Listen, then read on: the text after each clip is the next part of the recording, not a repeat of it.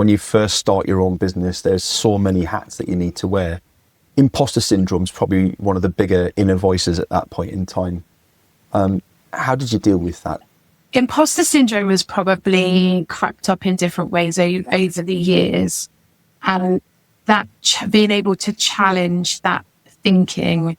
Yeah. And I think especially, we're being honest, like being a young female senior leader police staff, the imposter syndrome quite often was influenced by what other people were saying rather than like an internal thing coming through. I always felt like I had to prove myself. I always felt like people were not trying to catch me out. That's not fair, because I think actually I was really supported. Like on the whole, I was really supported. There were definitely a few individuals that perhaps weren't as supportive, but actually on the whole, I did feel very supported.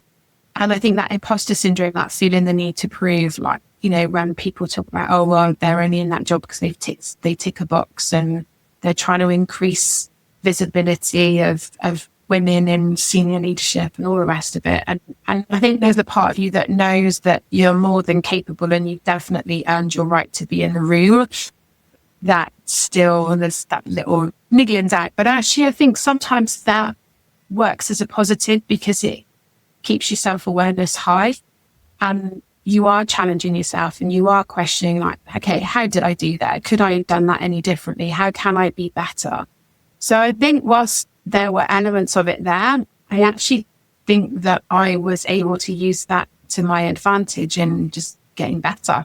You know, I think imposter syndrome, you know, that fear of being found out, that wasn't there in quite the strictest sense of imposter syndrome, but feeling like I had to prove myself was definitely always there and still is. But I use it as something that helps me to keep questioning, how can I be better?